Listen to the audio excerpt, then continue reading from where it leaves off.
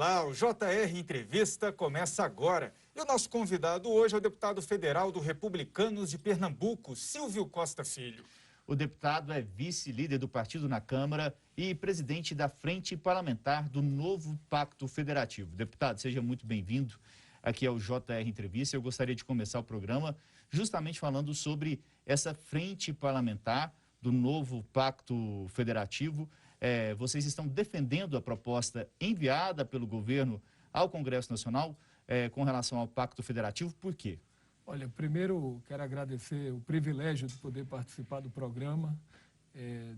Você sabe que a gente tem exercido o nosso mandato de deputado federal e, sobretudo, pautado o nosso mandato visando o desenvolvimento regional e o desenvolvimento econômico para a geração de emprego e renda. E nós não podemos falar em geração de emprego e renda, crescimento econômico, sem a volta do investimento público. Eu fui vereador lá do Recife, eu sou um municipalista convicto. Eu digo sempre que o futuro do Brasil, ele não está apenas em Brasília, ele está sobretudo nos estados e nos municípios. Para vocês terem uma ideia, antes da Constituição de 88, 70% do que se arrecadava no Brasil ficava nas mãos de estados e municípios e 30% nas mãos da União. Hoje, 30 anos depois, essa pirâmide se inverteu. Hoje, 60% do que se arrecada fica nas mãos da União e 40% nas mãos de estados e municípios. Ou seja, hoje, a dependência dos estados e municípios é muito grande em relação ao orçamento federal. E o senhor acha que o Pacto Federativo, esse novo pacto, essa proposta que o governo enviou, pode mudar essa conjuntura? A gente está trabalhando nessa direção ao lado do próprio governo.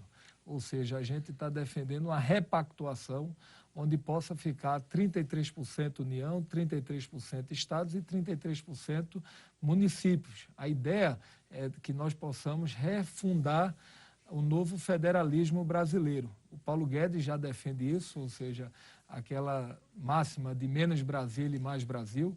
Isso tem o apoio de todos os prefeitos e governadores do Brasil. Por quê? Porque os problemas da saúde, da educação, da segurança cidadã, do saneamento básico, da mobilidade urbana, ele não está apenas aqui em Brasília, ele está sobretudo nos municípios, é onde a população vive.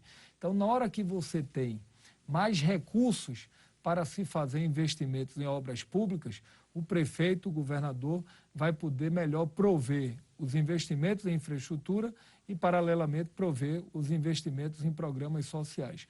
Vou lhe dar um dado. Quanto mais obras de infraestrutura, a gente vai estar estimulando o emprego e renda no Brasil. Eu sou de um estado pobre, que é o estado de Pernambuco, no Nordeste. Eu sou um defensor dos programas sociais no Brasil.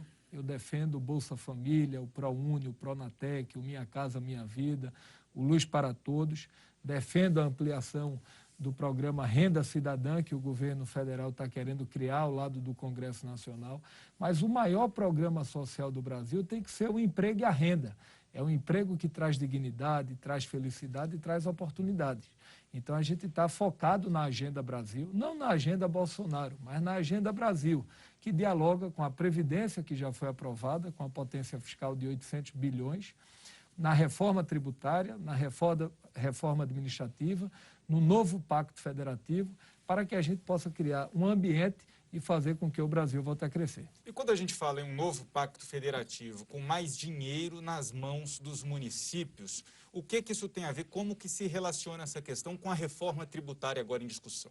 Olha, a gente espera que a reforma tributária, eu sou um defensor da reforma tributária, o Brasil vive hoje um manicômio tributário, vocês sabem muito bem disso, são mais de 27 legislações de ICMS, são mais de 200 legislações de ISS. Isso termina gerando um ambiente ruim para o investidor nacional, sobretudo o internacional, pela burocracia de fazer investimentos e de se pagar os tributos no Brasil. Desde a década de 80, por exemplo, nas eleições de 89, o Afif Domingos, o Carlos da Costa, já escreviam artigos naquele momento defendendo uma reforma tributária. E os anos foram se passando, foram mais de 5 governos. Estamos aí há 30 anos, né? Há 30 anos e até agora não foi feito. Então, pela primeira vez, o Brasil tem a oportunidade de fazer. Nós temos a PEC 45 do Baleia e do API, do Bernardo Api. Nós temos a 110, que é do Luiz Carlos Rauli, e a do governo, que foi apresentada, além do Concefaz, que é dos secretários da Fazenda. Então, a ideia é que possa unificar Câmara e Senado uma proposta única. Eu defendo, no primeiro momento, que a gente faça a unificação dos impostos federais e de forma gradativa, para que não penalize o pequeno e o médio empresário, sobretudo as micro e pequenas empresas, a gente faça uma transição para a unificação de um imposto único no Brasil, a exemplo do IBS, que é um modelo hoje mundial, que vem dando certo em vários países. Agora, sou contra a qualquer aumento de impostos. O Brasil já paga hoje 33% de carga tributária, enquanto os países da América Latina pagam 22%, ou seja, isso inibe o crescimento e o desenvolvimento do país. Mas como fortalecer os municípios nessa discussão da reforma tributária? Qual seria o modelo ideal para que a gente pudesse, nesse novo pacto federativo, ter um município mais forte e independente financeiramente? Olha, eu acho que a gente precisa criar uma legislação única do ISS, né? A gente precisa estimular o setor terciário. Para vocês terem uma ideia, 70% hoje da economia das principais cidades do Brasil é baseada no setor terciário, ou seja, representa mais de 65% da economia. Então, nós não podemos fazer uma reforma que penalize o pequeno, que gera emprego, que gera renda. Então, a gente está defendendo que nessa reforma tributária possa se criar um gatilho que fortaleça as micro e pequenas empresas. E as cidades elas vão poder aumentar a arrecadação. Por quê? Porque na hora que você simplifica e libera o crédito, automaticamente as micro e pequenas vão poder fazer mais investimentos. Na hora que faz investimentos, essas empresas vão crescer e na hora que cresce vai gerar emprego e renda. Automaticamente você junta a cadeia e aumenta a arrecadação das cidades para que os prefeitos possam fazer mais investimentos públicos. Deputado, sobre essa questão do ICMS, do ISS, o senhor falou que nós temos aí 27 legislações nos estados, né, e mais de 200 legislações nos municípios sobre o ISS. Há uma discussão clara no Congresso Nacional de que o ICMS seria acoplado, né, ao imposto federal, que pode ser o IVA, pode ser o IBS, se houver interesse de cada estado. E os municípios estão demonstrando que não têm interesse de fazer essa unificação. O senhor acha que o Congresso pode avançar nessa questão ou vai ficar mesmo a cargo dos estados e dos municípios? Olha, eu acho que no primeiro momento a tendência é que se aprove primeiro o imposto único federal, já para simplificar e desburocratizar o imposto único federal e de forma gradativa a gente possa unificar os impostos, o ICMS e o ISS, para que não prejudique as micro e pequenas empresas. O Congresso pode pelo menos determinar que vamos ter uma legislação só para o ISS, por exemplo? Pode, a gente está trabalhando nessa construção, já o apoiamento de vários secretários da Fazenda estaduais e secretários da Fazenda municipal. O que a gente coloca é que a gente não pode aumentar imposto. A proposta que hoje está colocada, ela sai de uma alíquota de 12% de PIS, COFINS, ISS, quando a gente junta, para 25%. Quando foi pensada essa proposta lá do Baleia e do Rauli, elevando para 25%, ficou de haver uma compensação através de um fundo soberano que a União ia criar para recompor as possíveis perdas dos estados produtores e não haver um efeito negativo na economia. Mas só que com a crise do Covid, o Brasil mudou a radiografia econômica fiscal. Então, hoje, criar esse fundo soberano para financiar as perdas, isso ficou praticamente inviável. Então, a gente tem que redesenhar a melhor forma possível de se fazer essa reforma. O próprio AFIF, em nome do ministro Paulo Guedes, o ex-ministro AFIF Domingos, ele está desenhando com as micro e pequenas empresas no Brasil, empreendedores individuais, uma proposta que deve ser apresentada na próxima semana ao relator Aguinaldo Ribeiro e à comissão da Câmara e do Senado. Deputado, antes da gente continuar, um lembrete.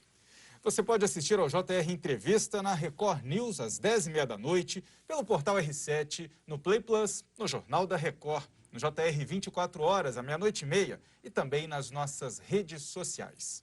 O senhor falou que é contra um aumento de impostos. O governo está ensaiando aí apresentar uma nova CPMF e, como a forma de compensação, desonerar a folha de pagamento das empresas, por exemplo. O senhor vê hoje possibilidade de um novo imposto como esse passar, se tiver alguma contrapartida? Olha, na minha avaliação, depois de conversar com o próprio presidente Rodrigo Maia e com vários líderes e com o próprio partido, é que aumento de impostos no Brasil, no Congresso, não vai passar. Esse é o sentimento, eu já coloquei para alguns integrantes do próprio governo. Agora, o que pode haver é a simplificação, que é o que vai ocorrer, ou a substituição.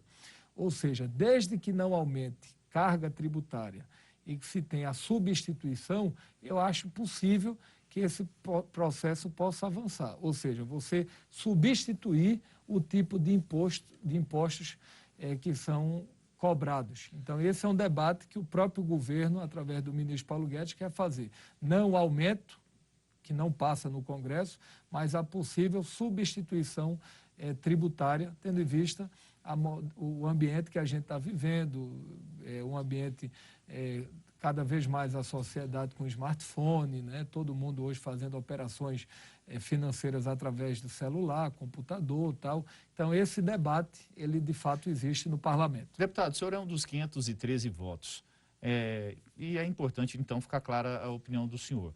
Então, o senhor acha que é possível se discutir a substituição, por exemplo, criar esse imposto de pagamentos digitais, né, que às vezes a gente fala como nova CPMF, que é muito parecido, e fazer essa substituição com esse imposto e fazer, aí sim, o senhor poderia votar, por exemplo, a favor de uma proposta dessa? Poderia votar, desde que não se tenha aumento de impostos para a população.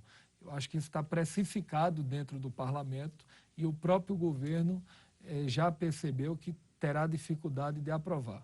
O que pode ocorrer, o governo encaminha uma proposta aumentando o imposto, mas em compensação já apresenta outra automaticamente desonerando para que não se tenha aumento de carga. Mas, deputado, esse imposto é eficiente porque há algumas críticas de que ele estimularia exatamente você andar com mais dinheiro em espécie e em grandes negócios você também tentar alguma forma de desvio para não ter que passar por contas, por transferências bancárias e ter esse valor descontado do imposto.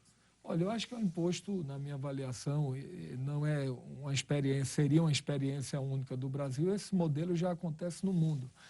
Cada vez mais as pessoas estão se inserindo na bancarização. Nesses últimos 10 anos, foram mais de 30 milhões de brasileiros que passaram a ter conta em banco, fazer operações de crédito. A gente percebeu aí agora que a própria Caixa Econômica cadastrou mais de 60 milhões de brasileiros com auxílio emergencial.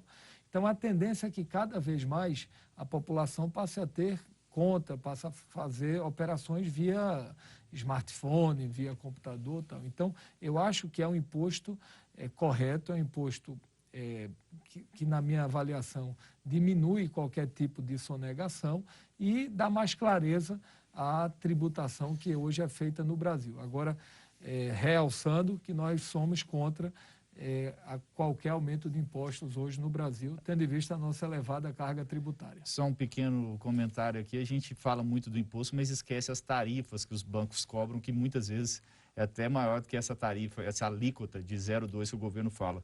Queria mudar um pouquinho de assunto, falando sobre, recentemente, um veto do presidente Jair Bolsonaro sobre a desoneração da folha de pagamento de alguns setores. Esse veto vai ser discutido pelo Congresso Nacional. O senhor vê a possibilidade de derrubada desse veto?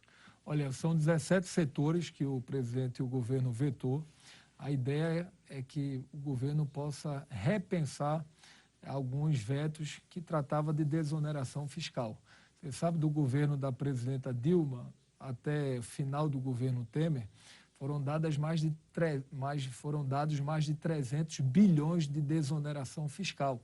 E tem setores que vale a pena, mas tem outros setores que foram dados e não teve o impacto que deveria ter para a economia. Por exemplo, o setor automotivo, que é a Rota 2030, um setor importante para a economia hoje do Nordeste e do Brasil. Foi dada uma desoneração fiscal e, com isso, estimulou o crescimento econômico do setor. Entre outros, o que eu acho que a gente tem que fazer é, o governo está se buscando um ponto de equilíbrio para que se chegue a um entendimento com o parlamento e esses setores não sejam prejudicados.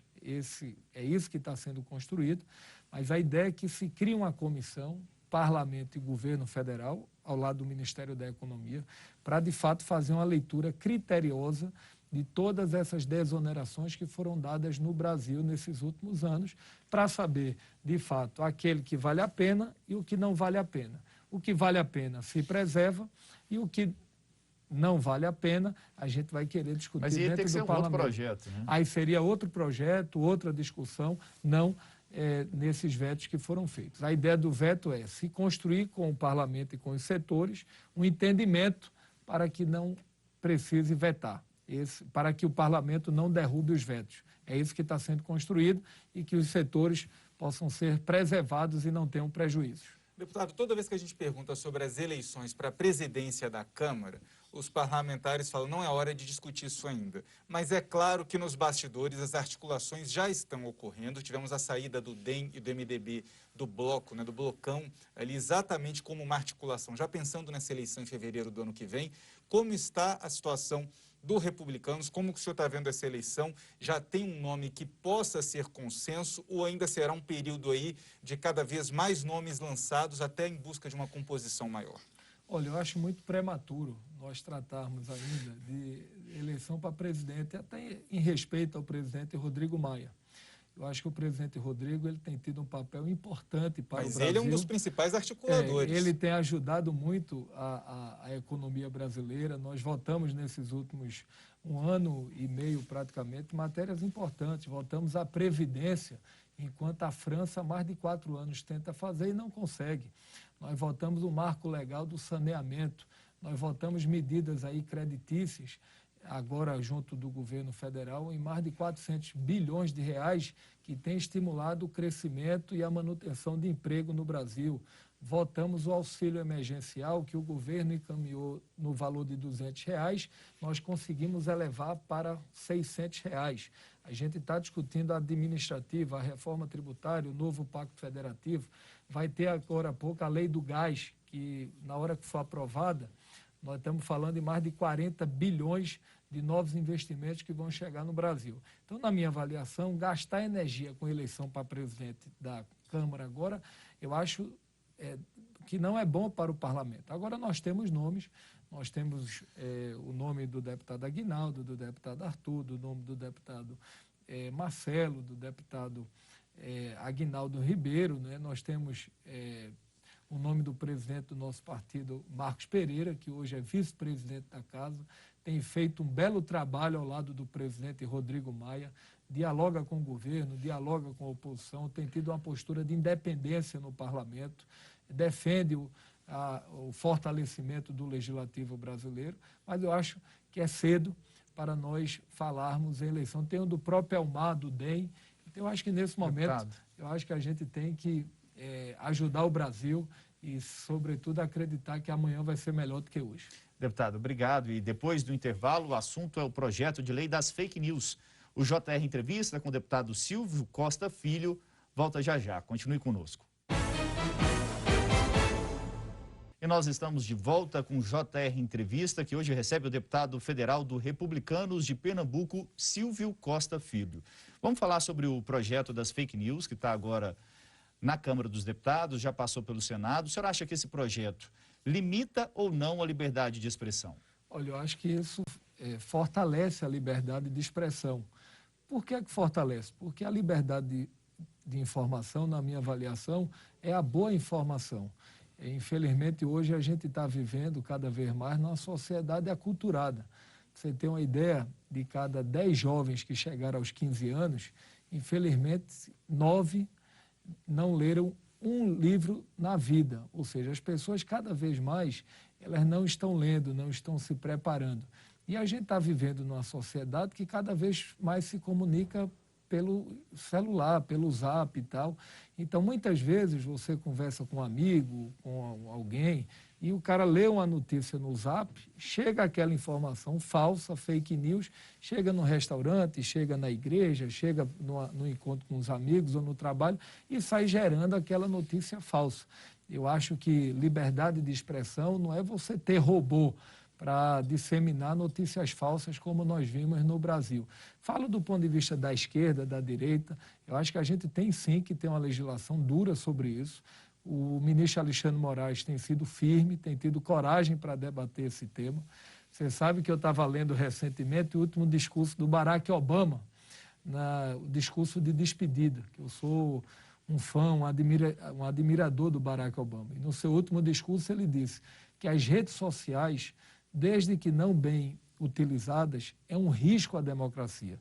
E a gente está vendo isso no Brasil e no mundo. Por isso que eu acho que a gente tem que ter uma legislação correta, transparente, que preserve a liberdade de informação, mas, sobretudo, que penalize aqueles que usam da notícia falsa, da notícia fake, um instrumento negativo que prejudica a sociedade brasileira. O senhor defende que a regulamentação que já existe hoje para as mídias tradicionais, como, por exemplo, rádio e televisão, essa regulamentação possa ser aplicada também à internet, às redes sociais? Olha, eu acho que a mídia televisiva, ela cumpre um papel e de rádio fundamental para o país. Eu acho que a mídia televisiva, ela tem o seu papel social que nós devemos preservá-las e respeitar cada vez mais, porque é um ativo hoje do nosso país. Eu acho que o Brasil hoje, do ponto de vista de rádio e TV, é um dos países que tem mais liberdade de expressão e que precisa ser preservado. Agora, em redes sociais, a gente está vendo que está havendo, de fato, excessos de toda natureza que a gente não pode aceitar. Nós temos filhos, nós preservamos a boa informação e a gente não quer criar um filho, você não quer criar seu ente ou aquele seu ente querido, um sobrinho, um primo, possa se criar, né, se formar baseado em notícias falsas, fake news. Então, eu acho que é hora de cuidado, de responsabilidade. Não é um tema fácil, é um tema sensível, mas é preciso coragem para olhar para os brasileiros e dizer, olha, nós precisamos levar a boa informação ao povo brasileiro. E o senhor já analisou o projeto? Tem algum ponto que você discorda e outro que você considera um avanço importante? Olha, eu acho que eu discordo quando se coloca em parte do projeto que tem que haver aí, que está sendo discutido, um conselho para fazer o monitoramento dessa questão das redes, né?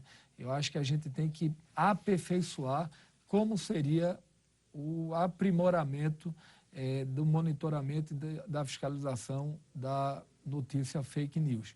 Eu acho que esse diálogo com a Facebook, esse diálogo com o Google, esse diálogo que está sendo feito hoje pelo próprio parlamento, eu acho que, ao final, nós iremos chegar a um bom texto, um texto que se busque o equilíbrio e automaticamente se preserve a liberdade, mas, ao mesmo tempo, se crie regras mais duras que levam hoje notícias falsas. A gente não pode aceitar esse tipo de procedimento no Brasil. E você pode assistir ao JR Entrevista na Record News às 10h30 da noite pelo portal R7, no Play Plus, no Jornal da Record, no JR 24 horas à meia-noite e meia e também nas nossas redes sociais, Yuri. Deputado, essa questão está muito politizada. A gente tem aí, né, deputados que defendem o governo acreditando que esse projeto seria um atentado à liberdade de expressão e outros deputados acreditando que é um projeto necessário. Como que lá dentro o senhor vai chegar a um meio termo aí, tendo essa visão que o Supremo Tribunal Federal tem de um lado e de outros deputados e da base aliada ao governo tendo uma visão tão antagônica ao que o Supremo Tribunal Federal e alguns parlamentares, como o senhor mesmo, entende que é necessário? Olha, a leitura que eu faço, quando a gente fala em bancada do governo, Hoje nós estamos falando de 40, 50 parlamentares, que tem alguns deputados do PSL, que tem um viés mais radical, ou seja, são os bolsonaristas de carteirinha.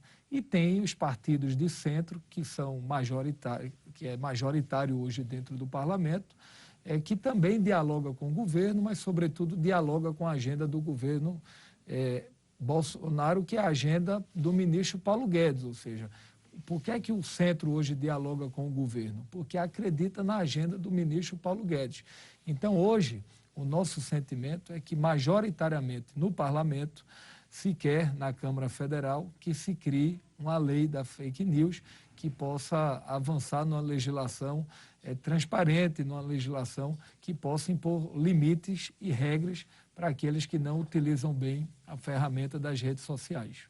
Deputado, o senhor então me deu uma informação que é importante. Na sua visão, a política liberal da economia é a que deve ser adotada no país? Eu acho que a gente tem que buscar um misto. Eu acho que nem o liberalismo 100%, nem o keynesianismo 100%. Acho que a gente não consegue, né, colocar o liberalismo 100% no país, Brasil, já está meio claro. É verdade. Eu acho que o grande desafio é buscar um ponto de equilíbrio, é que a gente valorize o desenvolvimento econômico sustentável, que a gente trate as privatizações, desestatização. A gente sabe que nós tivemos a telefonia móvel, que naquele momento parte da esquerda votou contra. Foi muito importante a telefonia móvel para o Brasil. E hoje mais de 200 milhões de brasileiros têm telefone. Então, eu não tenho preconceito com privatização. Eu acho que a gente deve avançar cada vez mais nas privatizações no Brasil. Por que é tão difícil? Mas a gente tem que ter o olhar para o social. Mais de 80% do povo brasileiro ganha abaixo de R$ 2.700.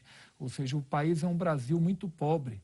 Né? O país tem uma carência e uma dívida social muito grande. Então, é preciso que a gente possa criar programas de renda mínima, como esse que está sendo desenhado, que é o Bolsa Família, que começou lá atrás com o Eduardo Suplicy.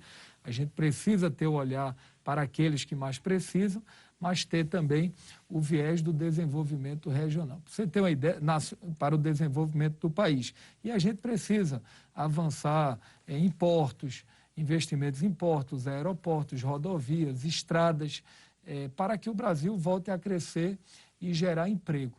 Qual é o nosso grande desafio hoje para o futuro? É voltar o investimento público, e já está sendo desenhado um programa que é Pró-Brasil, de retomada do investimento público, fazer o ajuste fiscal e ampliar o crédito para que o setor produtivo possa voltar a investir. Dessa forma, o Brasil vai voltar a crescer e gerando emprego e renda para a população. Obrigado, deputado.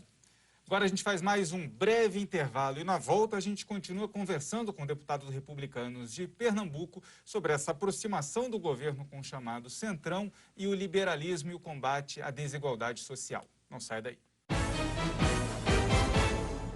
O JR Entrevista está de volta e o nosso convidado hoje é o deputado federal do Republicanos de Pernambuco, Silvio Costa Filho. Deputado, o senhor falou que o Centrão se aproximou ao governo Bolsonaro pela agenda econômica de Paulo Guedes, mas o senhor também falou no bloco anterior que é necessário ter mais investimento público. Isso não vai de encontro exatamente ao que o ministro da Economia, Paulo Guedes, tem pregado, inclusive tem discutido, criado problemas internos no governo, porque existem duas alas, a desenvolvimentista e a liberal. Como é que fica essa situação? Olha, o ministro Paulo Guedes, é preciso que a gente faça uma reflexão sobre o papel do ministro Paulo Guedes. Ele é um ator hoje fundamental para o país. Acho que tem sido o ponto de equilíbrio entre o governo e o parlamento. Ou seja, por que é que o governo Bolsonaro ele tem uma sustentação dentro do parlamento brasileiro? Porque hoje mais de 70% dos parlamentares dialogam com aquilo que o ministro Paulo Guedes defende, que é ajuste fiscal, recuperação do investimento público, desenvolvimento econômico. É por isso que o governo hoje se sustenta dentro do parlamento. Agora, ele veio do mercado, ou seja, é a primeira vez que ele está, de fato, tocando um ministério da importância do Ministério da Economia. E ele está se deparando com a realidade dura, com a realidade regional do Brasil, que muitas vezes, quando você está no dia a dia, a dor da gente, né, a dor social, muitas vezes não sai nos jornais. Ou seja, ele está vendo que a realidade do liberalismo no Brasil, como ele defendia integralmente antes do governo, que é a da escola de Chicago, né, ou seja, o liberalismo na sua essência, ele está vendo que no Brasil isso não cabe. O que cabe no Brasil é você preservar o liberalismo, mas ter um olhar para o desenvolvimento social. E desenvolvimento social significa dar educação de qualidade, investir através do Bolsa Família e do Renda Básica. Lógico que você não pode só dar o dinheiro, você tem que criar a porta de saída para esses programas. A necessidade de se ampliar o crédito no Brasil, o Minha Casa Minha Vida, a Caixa Econômica tem tido um papel importante. Eu falava com Pedro Guimarães da Caixa e ele me deu um dado que eu fiquei impressionado. Esse ano, em plena pandemia, o Brasil vendeu mais Minha Casa Minha Vida, projetos habitacionais, esse ano do que o ano de 2019. Na hora que o governo aportou números de ontem, 150 bilhões no auxílio emergencial, né, os R$600, significa dizer que o varejo amplo cresceu para 19%. A indústria já cresceu em relação a 8%. Então, na hora que você investe nas pessoas, você bota a renda, automaticamente a economia cresce. Então, eu acho que ele está repensando o melhor modelo hoje para o Brasil e tem dado sinais nessa direção. E por falar em auxílio emergencial, como que o senhor vê esse início de debate para se ampliar ainda mais o auxílio emergencial por mais tempo? Olha, eu acho que o Brasil ele tem que ser criado um auxílio emergencial, que é um programa de renda básica, de renda mínima. O governo já fala hoje em colocar no valor de R$320. Seria o Renda Brasil. O Renda Brasil para mais de 40 milhões de brasileiros. Isso está sendo gestado dentro do governo. Se vier, naturalmente, terá o apoio majoritário do parlamento brasileiro. Mas, nesse momento, foram prorrogados mais 2 meses e o Brasil não aguenta pagar R$600 ad perpétuo. A conta não fecha. Pra você ter uma ideia, o déficit do Brasil estimado no início do ano, antes do Covid, o déficit primário era de 118 bilhões. Hoje, o déficit está mais de 850 bilhões e quando você bota a rolagem da dívida, que é em torno de 400, vai para 1 trilhão e 100 milhões, ou seja, um quadro preocupante. Quando a gente pega a dívida em relação ao PIB, iniciou o ano com 1,8%, agora já está em 12% do PIB. Ou seja, o Brasil não aguenta, infelizmente, ampliar um programa dessa monta ad perpétuo. Por isso que é preciso responsabilidade para que a gente não possa dar um passo além da perna. Vamos chegar no fim do ano com um PIB vermelho, muito vermelho. Estamos falando em 6%, né? Pois é. Mas vamos torcer que o Brasil reaja e que as coisas avancem e dê certo. Deputado, muito obrigado. JR Entrevista fica por aqui. Lembrando que você pode assistir ao programa na Record News às 10h30 da noite, pelo portal R7, no Play Plus, no Jornal da Record, no JR 24 horas à 00h30 e também nas nossas redes sociais. Obrigado mais uma vez pela entrevista. Obrigado. Deputado Silvio Costa Filho, do Republicanos de Pernambuco. E eu agradeço também a sua companhia e audiência. Até a próxima. Tchau, tchau.